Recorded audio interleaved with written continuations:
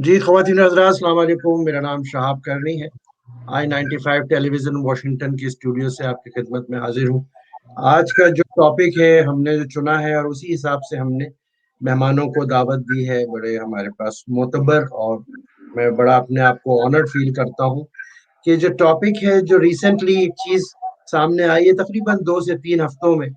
कि इंडिया और पाकिस्तान का ट्रैक टू कॉन्वर्सेशन कुछ अरसे से चल रहा था, लेकिन वो ट्रैक टू तो नहीं रहा, वो तो पब्लिक में आम हो चुका है। और हायर लेवल के ऊपर भी एडमिशन हो गया है हमारी पाकिस्तान की जो अदारे हैं उनकी तरफ से कि जी अब वो हमारी गुफ्तगू जो है वो 2 ढाई साल से चल रही थी और कौन कौन सी एजेंसीज इन्वॉल्व थी उसके हवाले से मैंने, और क्योंकि हमारा फोकस कश्मीर रहा है, कश्मीर को कहते हैं शेरग है कॉन्फ्लिक्ट के अंदर इंडिया और पाकिस्तान की, तो जो रेलेवेंस है वो बनती है। मैंने राजा मुजफ्फर साहब बहुत सीनियर वेटरन एक्टिविस्ट हैं, कश्मीर ग्लोबल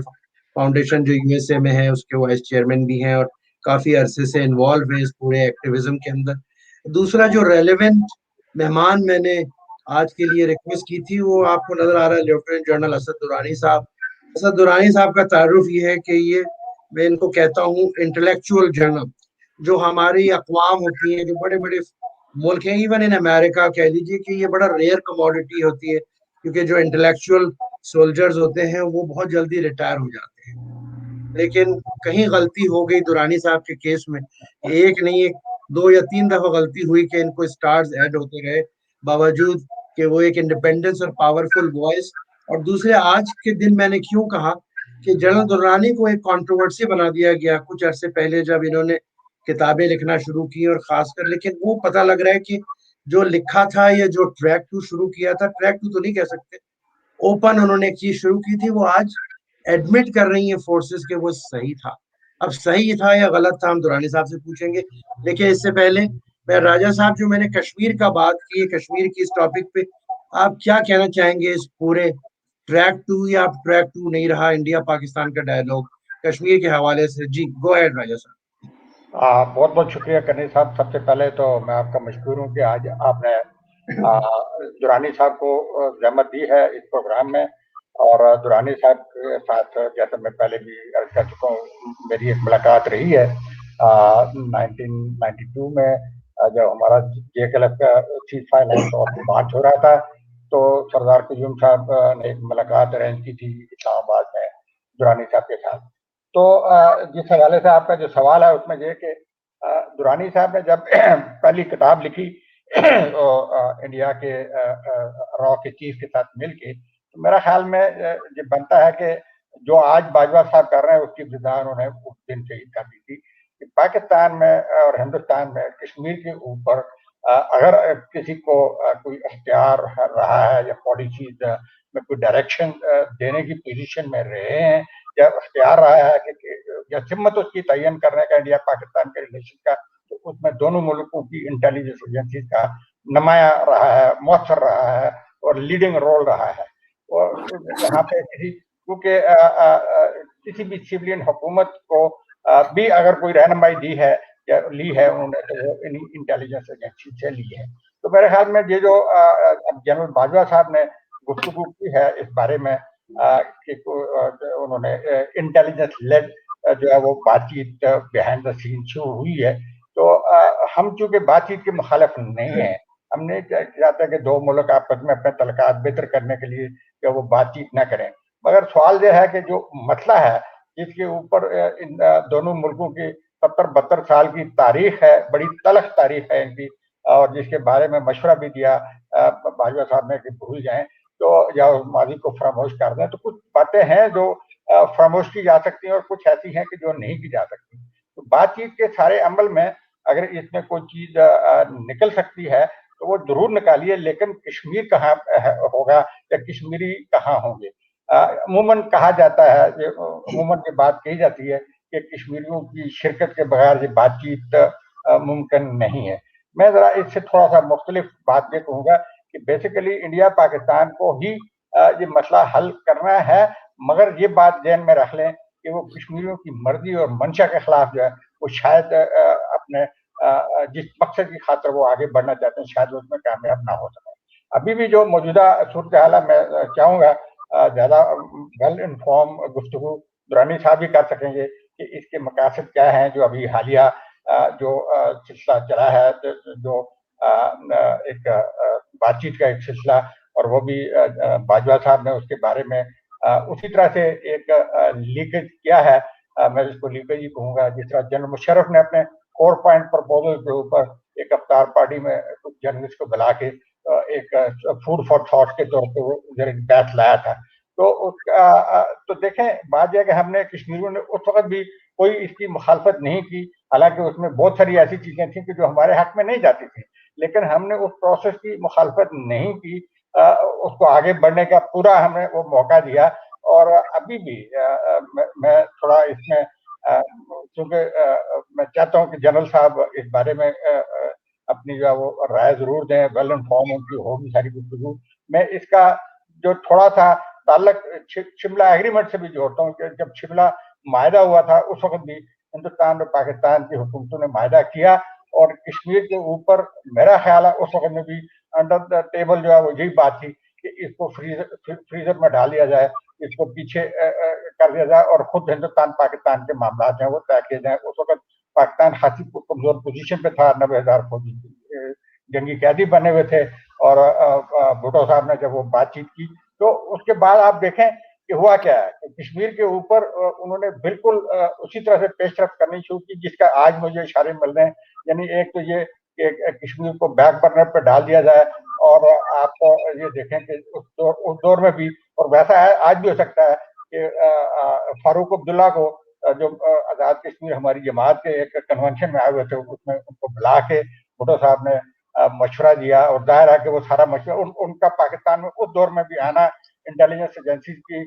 मंजूरी के बगैर नहीं था। तो उनको ये समझाया गया, ये बताया गया कि पाकिस्तान अगले 20 साल तक इस पोजीशन में नहीं होगा कि हम कश्मीर के लिए कुछ कर सकें। तो इसलिए जो बातचीत हिंदुस्तान जो ऑफर कर रहा है, इंदिरा गांधी जो ऑफर कर रही है शेख अब्दुल्ला को, उनको चाहिए कि वो उसके ऊपर गौर करें और आगे बढ़ें। चनाचे वो जब वो वापस गए और फिर इसके नतीजे में 1975 शिमला एकॉर्ड हुआ। आप देख लें कि उस एकॉर्ड करने के शेख अब्दुल्ला एक उस वक्त के अपनी एक सियासी ताकतवर शख्सियत थे, मगर आप देखें जब कौम ने कबूल नहीं किया तो उस एकॉर्ड की वजह से उनकी वो सारी खिदमात, उनकी वो सारी जो तारीखी जदोजहद थी शेख अब्दुल्ला की, वो उनकी कब्र के साथ ही खत्म हो गई। तो ये चीजें ध्यान में रखनी चाहिए। इस वक्त भी अगर कोई ये सोच रहा है कुछ के कश्मीरियों को बाहर रखे, उनके जज्बात और एहसास को नजरअंदाज करके किसी समझौते पे पहुंचना चाहते हैं, शायद आप अपने तलकात तो बहाल कर लें, लेकिन कश्मीर के अंदर वो अमन शायद ना देख सकें, और वो चीज हमेशा खराब होती रहेगी। तो मेरी ख्वाहिश है कि इसमें हमें कश्मीरियों को क्या ये बहुत सारी चीजों का अंदाजा हो रहा है, लेकिन ये मैं दोहरा देना चाहता हूँ कि कश्मीरियों की मंशा और मर्जी के खिलाफ कोई बात जो है वो चलेगी नहीं। एक छोटी सी गुजारिश आखिर में करूंगा जिस पे मैं चाहूंगा कि कमेंट्स हों, कि अगर बिलफर्जमाल हिंदुस्तान और पाकिस्तान ने फैसला कर ही लिया है कश्मीर से अपने, क्योंकि हिंदुस्तान ने 5 अगस्त को कश्मीर के ऊपर जो उसका स्टैंड था वो उसने तब्दील किया, स्टेटस को तब्दील किया, और उसने वहां पे पोजीशन ले ली, और वो पोजीशन उसकी जो है कि उसने अपने फौजी कब्जे को जिसको यूएन के जरिए से वेट करवाया हुआ था, तो वो उसने खत्म कर दिया। वो हमारे नजदीक रियासत की वो पोजीशन बहाल हो गई जो 14 और 15 अगस्त से पहले की थी, क्योंकि एक्सेशन को जो है वो ताफत दिया हुआ था 370A ने। तो अब अगर हिंदुस्तान ने वो कर ली तो होना तो ये चाहिए था कि पाकिस्तान उसके जवाब में जो कर सकता था वो जो है कि वो भी अपना एक स्टेटस कश्मीर के अंदर इस तरह से तब्दील करता कि अपनी भी जान छूट जाती और कश्मीरियों की तहरीक की भी खिदमत हो जाती। वो ये है कि आज़ाद कश्मीर की हुकूमत को जो उनके पास था वो उसको तस्लीम कर लेते, कश्मीरियों की जायज हुकूमत के तौर पर तस्लीम कर लेते, जैसा कि उसके अपने डिक्लेरेशन में 24 अक्टूबर 1947 के डिक्लेरेशन में मौजूद था। तो पाकिस्तान फिर अखलाकी तौर पर उसकी इमदाद जो भी वो करता रहता जो भी है, लेकिन एक कश्मीर के ऊपर अपनी पोजीशन ले लेता कि ये कश्मीरियों का मामला है और कश्मीरी ही जाने। तो ये एक मेरी एक छोटी सी गुजारिश है कि इसके ऊपर भी गौर किया जाना चाहिए। बहुत शुक्रिया राजा साहब, आपने जो पास था उसको अच्छी तरह से रिकैप किया, लेकिन अब वे फॉरवर्ड की बात करते हैं। जनरल साहब, इट्स योर टर्न। जी बहुत शुक्रिया, आपने दरअसल शुरू से मेरे पर बहुत दबाव डाल दिया ना। तो राय साहब ने दबाव तो देख के डाला जाता है ना कि किस पे कितना डाल सकते हैं। की मीटिंग याद करा दी आपने, इंटेलेक्चुअलिज्म की बात कर दी, तो मैं आपको बताऊं कि असल में फर्क तो इतना ही है सिर्फ, सर्विस में जब हम और जब हमने फैसले करने होते हैं उस वक्त बहुत चीजों की बहुत कम समझ आती है। वक्त तो है, लोग भी हैं, लेकिन जो समझ आनी होती है वो तो उन लोगों को आती है जिन्होंने बहुत वक्त लगाया हो, पढ़ा हो, कुछ देखा हो, कुछ तजर्बा किया हो, और वो शुरू होता है फिर रिटायरमेंट के बाद। और उसके बाद आदमी के पास एक गुंजाइश है कि वो इंटेलेक्चुअल बन जाए, सोचे और कहे कि जी मैंने बड़ी गलतियां की या हमें समझ नहीं आई, या जिसको मैं कहता हूँ कि जिन्होंने सिर्फ वर्दी उतारी हो लेकिन वर्दी के अंदर से निकले नहीं, तो उसी तरीके से वही बात करेंगे जो आज से 20 साल पहले वर्दी में बात करते। तो ये फर्क है शायद। दूसरा, दोबारा अगर मैं बात करूं उस वक्त की बात, मैंने इसी क्रॉनिकल्स में जब जिक्र किया अमानुल्लाह खान से बातचीत करने का, तो मुझे लगा कि इनकी बात में काफी वजन है, लेकिन हमारे ओवरऑल जो है ना कॉन्टेक्स्ट में फिट नहीं हो रहा, तो कैसे करें। उससे बेहतर हो सकता था लेकिन वो नहीं हुआ। आखिर में आके किसी और स्टेज के ऊपर इस मौके पर पहुंचे कि एक ऑप्शन खुला रखना बड़ी अक्लमंदी की बात थी, और कुछ ना हो तो दो बातें जरूर हैं जो उसके थर्ड ऑप्शन के हक में है, वो भी आपके साथ रहेंगे। और दूसरी बात ज्यादा जरूरी थी,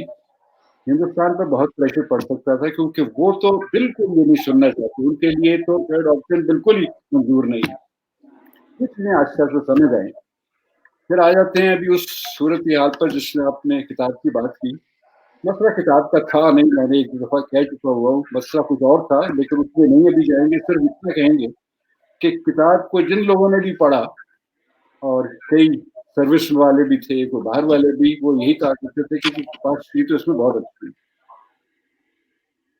उसमें ये भी मैंने जो इनके साथ अमानुल्लाह की बात हुई वो भी बात मैंने कर दी, लेकिन उसका असल जो हासिल था ना वो डिस्कशन थी जो कि किताब की लॉन्चिंग के ऊपर 23 मई 2018 में दिल्ली में। इससे बड़ा मैंने ग्रुप कभी देखा नहीं कि मनमोहन सिंह बैठे हैं, अहमद अंसारी वाइस प्रेसिडेंट बैठे हुए हैं, फारूक अब्दुल्ला है, विश्वंत सिन्हा है, इंटेलिजेंस चीफ है, पुराने कुछ उनके स्टेट सेक्रेटरीज हैं, और ऑडियंस में कुछ 100 के करीब इंटेलिजेंस उनकी स्ट्रेटेजिक कम्युनिटी थी हिंदुस्तान की, वो बैठे। और आखिर में सब यही फैसला करते हैं वहां पर मुत्तफिका राय से। तो यहाँ पर ऐसा आप देखिए कि कैसा अच्छा मौका था। सबने कहा कश्मीर में हमारी पॉलिसी, हिंदुस्तान की पॉलिसी गलत है, इसको हमें पाकिस्तान से मिलकर इसको हमें रिजॉल्व करना है। विश्वसेना ने तो यहाँ तक कह दिया किसी और मौके पर कि जी हम तो कश्मीरियों को के हार्ट एंड माइंड खो बैठे हैं, अभी सिर्फ टेरिटरी है जो हमारे पास रह गई है, और ये कि कश्मीरियों को इन्वॉल्व बगैर भी नहीं हो सकता। ये वहां पर जब कंसेंसस वहां हो रहा था, मैंने कहा जी ये तो इससे ज्यादा हो गया जितनी हमने तवक्को की थी। यहाँ पर किसी और वजह से क्योंकि इतना शोर था, इसलिए वो तो उस चीज का वो जो कहना चाहिए ना वो एक खास मौका था, वो गंवा दिया। अभी तीसरी बात जो सबसे ज्यादा जरूरी है कि इस मौके पर जब ये काम किया, अभी आप कहते हैं कि उन्होंने उसे लिया, देखिए उस किताब के अंदर मैंने कहा अब्दुल्ला को, मैंने कहा कि मुझे लगता नहीं कि आप लोग बदलेंगे, मेरे ख्याल में स्टेटस को आपको बहुत सूट करता है, आप इसको मैनेज कर सकते हैं, इसको संभाल सकते हैं। क्या पता है कि थोड़ा सा भी इम्प्रूव भी हुआ तो इसकी डायनेमिक्स आपके कंट्रोल में से निकल जाएगी। हिंदुस्तान को समझ नहीं आएगा कि अभी कश्मीरी जो हो गए हैं ज्यादा जोश में आ गए हैं, पाकिस्तानियों की थोड़ी सी वहां पर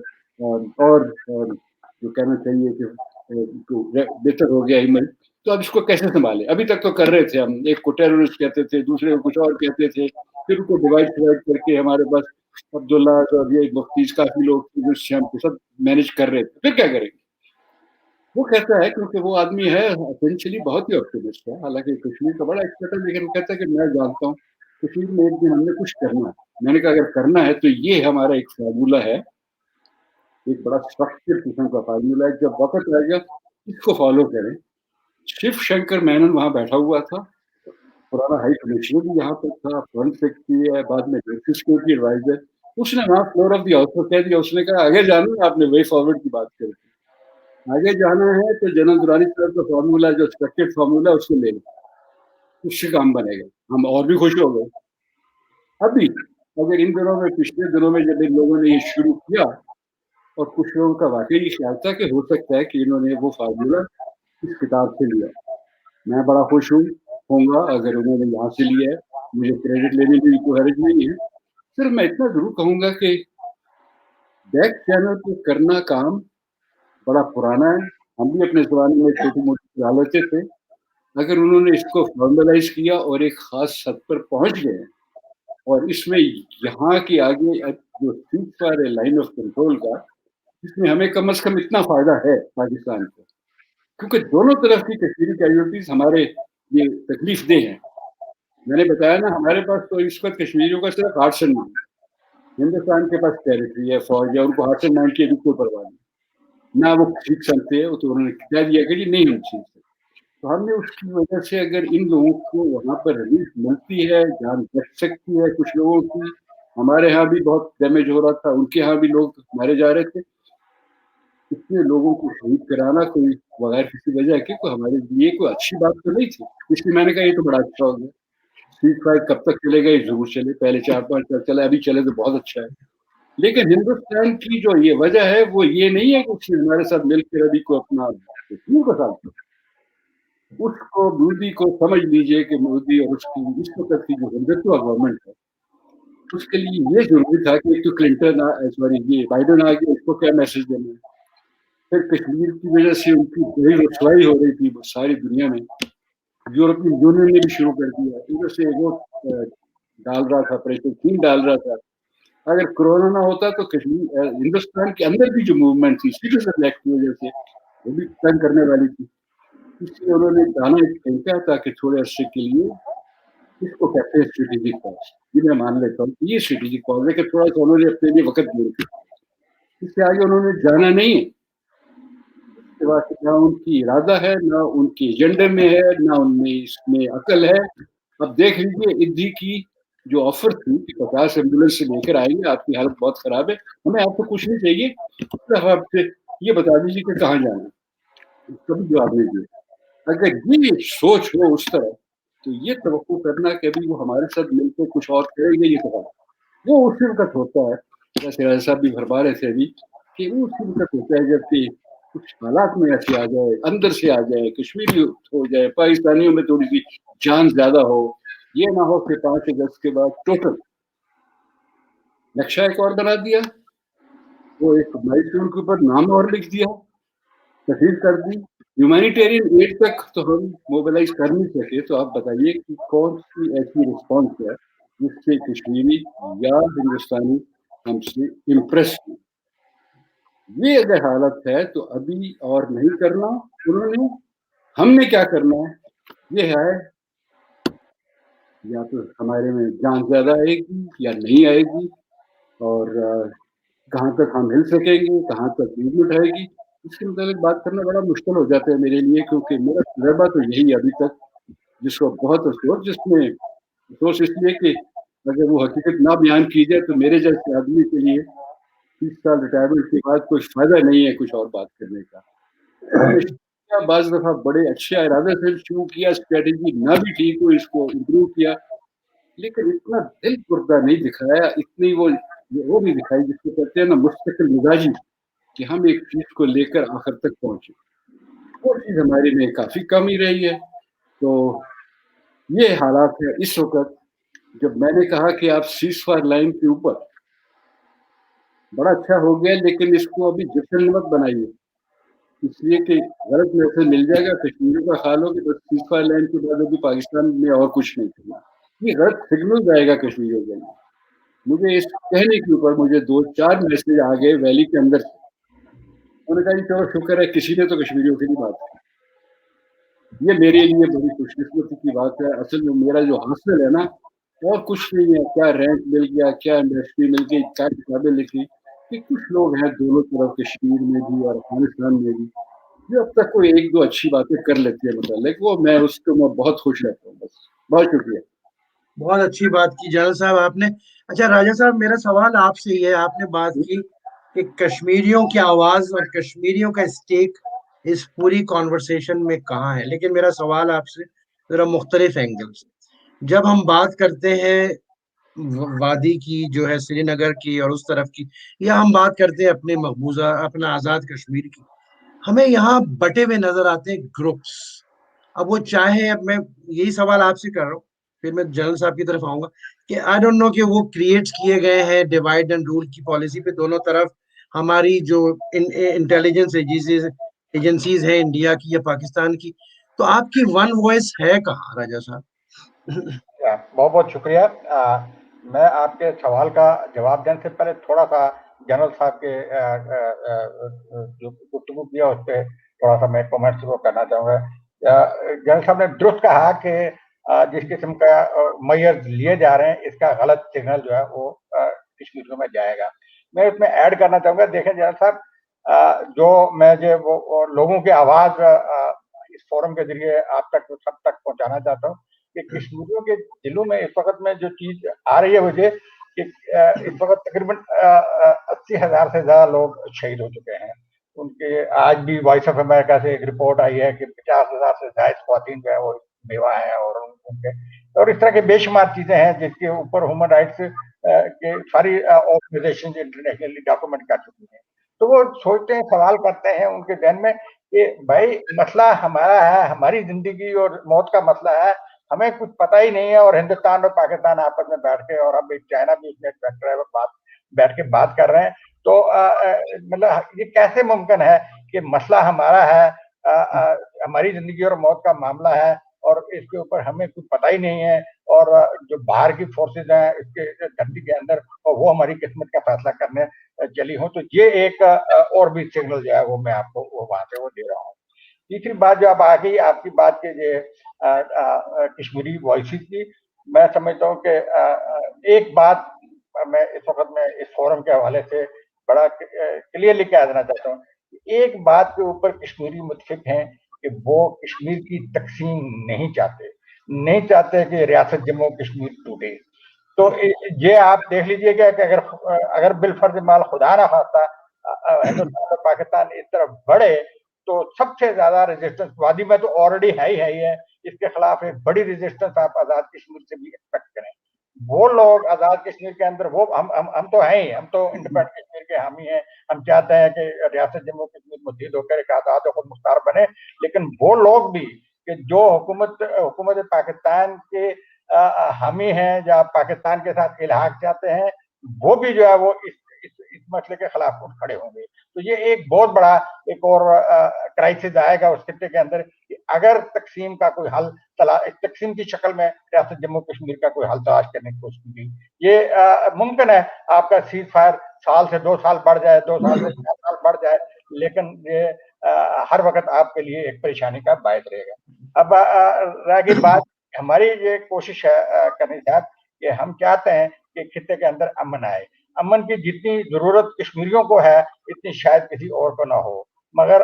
یہ امن آزادی انصاف کے ساتھ وہ ہوگا تو تب ہی جو ہے یہ ایک دیر پا امن قائم ہو سکتا ہے. کچھ باتیں ایسی ہیں کہ جو ہم جذباتی انداز میں کہہ دیتے ہیں لوگوں کو اپنے آپ کو بھی خوش کرنے کے خاطر, لیکن کچھ حقائق ہیں کہ جن کے اوپر ہمیں نظر رکھنی چاہیے. اور حقیقت یہ ہے کہ اس وقت میں اس امن کی ضرورت پاکستان کے علاوہ ہندوستان کو بھی ہے, چین کو اس کی زیادہ ضرورت ہے. وہ اب اس خطے کے اندر ایک بہت بڑی سرمایہ کاری کر چکا ہے. چین اس میں کیا وہ ایک مرکزی اہمیت اختیار کرتا جا رہا ہے اس سارے مسئلے کے اندر, اس خطے کے اندر. تو میں سمجھتا ہوں کہ ایک رے آف ہوپ ہے کہ کوئی اکنامک حوالے سے جو ہے وہ اقتصادی معاملات کے حوالے سے بھی, اور پھر آگے جو ایک خطرہ آگے اور آنے والا ہے جو اس سے بھی کشمیر سے بھی بڑا خطرہ جو پاکستان کے لیے بن کے آ رہا ہے, وہ ہے کشمیر کے پانی. کشمیر کا پانی جو ہے وہ اس کے اوپر جو ہے وہ اس کے اوپر بھی آپ لوگوں کی نظر رہنی چاہیے. جی بہت شکریہ راجا صاحب. اب ہم آخری سوال میرا جنرل صاحب سے ہے اور ذرا لوڈیڈ ہے, انکمفرٹیبل بھی ہے. جنرل صاحب یہ بتائیے گا کہ جب آپ جیسا چلے وردی اتارنے کے بعد محنت کی, ریسرچ کری, تو آپ نے ایک فہم اور شعور آیا اور آپ نے کچھ سولوشنز دیے اس خطے کے لیے, تو آپ ایک برے آدمی بن کے ابھرے ہیں. اچھا, ان برے آدمیوں کی لسٹ میں جو بھی کوئی civilian elected prime minister Pakistan میں, چاہے وہ بھٹو صاحب ہوں, نواز شریف ہوں, بی بی ہوں, جب وہ کوئی سولوشن کی بات کرتی ہے انڈیا کے حوالے سے تو وہ غدار ہو جاتے ہیں. لیکن ایک آدمی جس کے پاس 3 سال کے لیے ایک کین اور چھڑی ہوتی ہے, آپ ایک ٹرم یوز کرتے ہیں, وہ چھڑی 3 سال کے لیے جس آدمی کے پاس آتی ہے, جب وہ کریٹو سولوشنز, چاہے وہ مشرف ہو, چاہے وہ باجوہ ڈاکٹرن ہو یا اور کوئی ہو, وہ جب کرے تو وہ ایوری تھنگ از کوشر. اب میں کوشر کا لفظ استعمال کر رہا ہوں, اس کو سننے والے کسی اور ڈائریکشن میں نہ لیجیے گا. میں کوشر کو حلال, اور وہ حلال ہوتا ہے.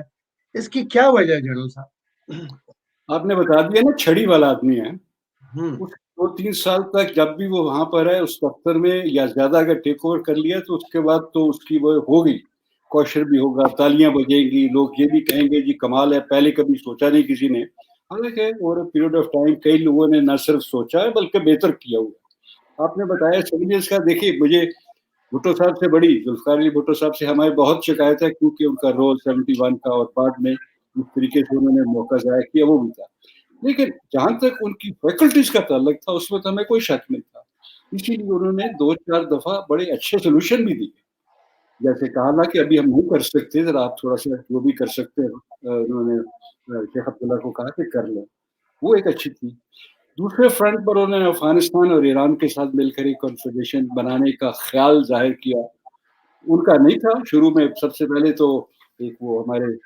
کھٹک صاحب تھے, اسلم کھٹک, ان کا خیال تھا, لیکن وہ اس کو لے کر آگے بڑھے, وہ بھی ٹھیک تھا. کر سکتے ہیں زیادہ, پھر اگر لوگ رہتے نہیں ہیں نا تو اس کے بعد وہ جیسے چاہے وہ فوجی ہو چاہے سویلین ہو, اس کے ساتھ ہی 4 پوائنٹ فارمولا کشمیریوں کو سنا جتنی بہت پسند ہے. میں نے کہا جی اگر ان کو پسند ہے تو اللہ کرے ہم تھوڑا سا اس میں 2 پوائنٹ بھی لے کر آگے چلے. یہ میں اس لیے کہہ رہا ہوں کہ میں نے ایک خاص جگہ پر آنا ہے ابھی, تو وہ ضرور کر لیں. لیکن جیسے ہی وہ لوگ نکلتے ہیں, کیونکہ اس کے اندر بھی سسٹینیبلٹی کے لیے کچھ اور چاہیے نا, کشمیری ساتھ ہونے چاہیے. پاکستانیوں میں جو لوگ ہیں اس بارے میں سوچ سکتے ہیں, ان کو کہنا چاہیے کہ بھائی ہم بالکل اگر ان کو منظور ہے تو ہم انٹرن وقت کے لیے, یہ نہیں ہے کہ یہ پکا سولوشن ہے, یہ کوئی نہ سمجھے جس کے بعد یہ مطلب ہے کہ ایل او سی کے اوپر ہو گیا, ہو سکتا ہے 5-10 سال ایسے چلے نا. یہ وہ پوائنٹ ہے جس کے لیے ہمیں اپنے ہاتھ پرسنالٹی نہیں, یہ نہیں کہ باجوہ ہے یا بھٹو ہے یا کوئی اور ہے, یہاں پر ایک وہ اسٹرکچر چاہیے جس کا میں نے ذکر کیا اس کتاب میں, اس کے اوپر سب پارٹیز کا, فوج کا, فارن آفس کا, اس میں لکھا ہوا ہے, اس کا کنسنسس کرائیں کامن منیمم, اور اس کو بچ چھیڑیں. نئی گورنمنٹ آ کے یہ نہیں کہے کہ ہم یہ کر رہے ہیں, وہ یہ کرے گا جج صاحب بالکل ٹھیک ہے, کشمیری ڈیوائڈ نہیں ہونا چاہتے, افغان بھی ڈیوائڈ نہیں ہونا چاہتے, لیکن وہ حالات کے مطابق 4-5 سال کے لیے کوئی ایک اس کو چیز کو اسٹیبلائز کرنے کی کوشش کریں گے, مینج کرنے کی کوشش کریں گے. دیکھیے آخری سولوشن تو ہمارے پاس نہیں ہے, آخری سولوشن اللہ میاں جانتا ہے کیسے ہوگا. ہمارا کام ہے کہ خاص سچویشن میں اگر آج مشورہ کرا لیا ہے, افغانستان میں وہ پیس پروسیس دوحہ کی کرا لی ہے, تو کل اس کو دیکھیں کہ اس کو تھوڑا سا اس میں ابھی آنا جانا اور ٹریڈ کیسے ہوگی کشمیریوں کی, اور ادھر افغانوں کا دیکھیں گے ابھی کہ وہ بھائی ابھی مان جائیں گے, کہیں کانسٹیٹیوشن بنا لیں گے یا انٹرم اپنی براؤڈ بیس گورنمنٹ بنا لیں گے. یہ ہے جو کہ اسٹیپ بائی اسٹیپ آپ کو کرنا ہے, اور یہ وہ چیز ہے جو دوسری کتاب جو تھی پاکستان ایڈجسٹ, اس میں نے کوشش کی کرنے کی کہ جھٹکے سے کام نہیں ہوتا, over a period of time چیزیں ایوالو ہوتی ہیں, اس کو مینیج کریں گے آپ, اور آخر میں 200 سال کے بعد پتہ چل جائے کہ ہو ارادہ تو نہیں تھا ہم نے کہ برٹش امپائر بنانی ہے, یہ انہوں نے خود بتایا, لیکن یہ بن گئی ان فٹ آف ایبسنٹ مائنڈیڈنس. یہ تھوڑی سی ہے انڈر اسٹیٹمنٹ, لیکن ہوتا ایسے ہی. آج ایک ملک لیا, دوسری کالونی کی, تیسری کی,